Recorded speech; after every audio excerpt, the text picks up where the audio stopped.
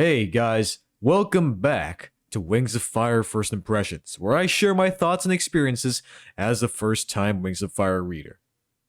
A lot of questions lingering in my mind have been answered in this book, and I gotta say there was a lot to absorb.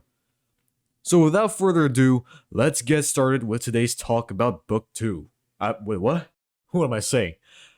Let's get started with today's talk about Book 12, The Hive Queen.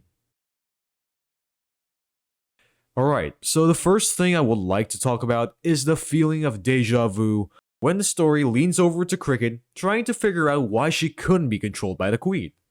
It takes me back to the time when I first read Wings of Fire. I started with the first book, The Dragon of Prophecy, and I remember one thing that caught my attention. It was the fact that Sunny did not have a tail barb, like the other Sandwings. Initially, I rejected my own prediction that Cricket was a hybrid, because I thought that would be a bit too predictable. And I was right, it was indeed not the reason. It was pretty surprising, but not as shocking as finding out that Katydid was apparently, spoiler alert, her mother. It's surprising, but it makes sense from how she took care of Cricket, and how her attitude towards her differed from that of Cadell's. The rest of her family basically neglected her, and Katydid was probably the only dragon that took care of her. It's not really a messed up twist like some other ones I've encountered, but it still shocks me nonetheless. Like, I did not see that one coming. A lot of shocking revelations were made in this story, and that's probably why I like it.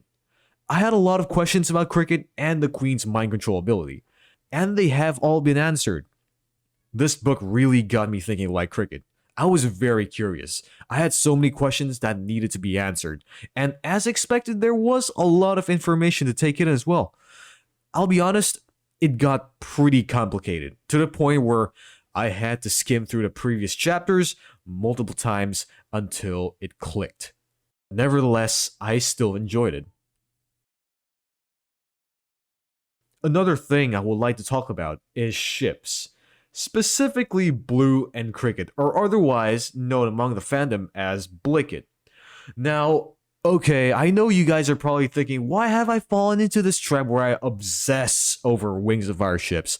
Because I've always promised not to do so. Not sure about that though, it might just be me telling myself.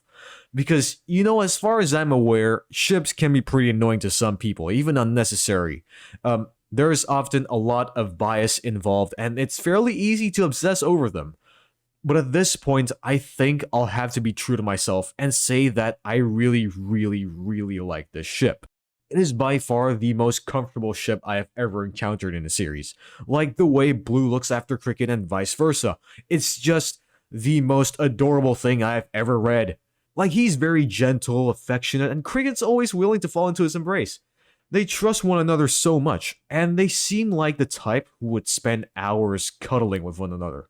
And if you know me, I love cuddles. I am the soft and cuddly type. It's like my love language, basically. Think about nap dates while it's raining outside, or more specifically, having a pickup truck with a bed. Well, not a bed, but like a bed. A mattress on the back of it, open to the air. You could just lay on the bed and cuddle away with your partner while watching the stars above drift across the sky. And maybe include some scented candles to help set the mood, That is a pretty good date idea, if you ask me. If I had a girl, that's probably what I'm gonna do with her. Buy a pickup truck, put a bed on it, and drive her to the countryside to watch the stars. Still striving to find that type. Says Jasper at least 2 months ago. So, yeah, anyways. I'd say Blicket is a pretty good ship. One lesson I got from reading this story is the importance of seeking the truth and being critical of what is presented to you. Because, let's face it here, while you're watching this video in the comforts of your own home, a lot of bad things are happening in the world. Something my dad always tells me is that we live in a cruel world. There's bad people out there looking to steal your money and ruin your life through various ways. Phishing, catfishing, blackmailing, you name it. People and even objects are able to take advantage of us. These people are master tricksters, leeches that latch onto you and suck the life out of you without you knowing. That is something we all need to realize. In the novel's standpoint, a lot of the Hive Wings and Silk Wings had become loyal to the wrong queen. a queen that restricts their will to think for themselves, a queen that treats her subjects like toys. Cricket was the minority who had misgivings about the queen's reign. She felt that the rules in the hives were enforced unethically, and she wouldn't hit the brakes until she had all the answers. That is the kind of curiosity we all need. If we want to survive in this world, we have to let go of our ignorance. We can't just let people walk over us. If something feels wrong, then assume it is wrong.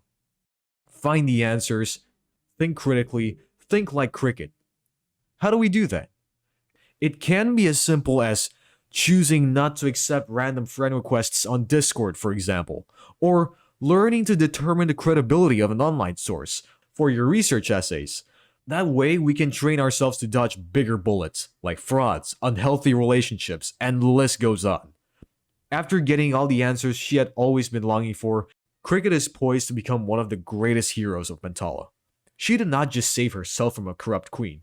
She saved Blue, her friends, and more dragons have yet to be saved. And maybe one day, you could save yourself too. Alright, that's pretty much all I want to say about the Hive Queen. This might be unrelated, but this book has helped me through the recovery period following my first surgery. And for that, I really love it. Anyways, with that being said, thank you all so much for stopping by, and I wish you all a good day. Peace.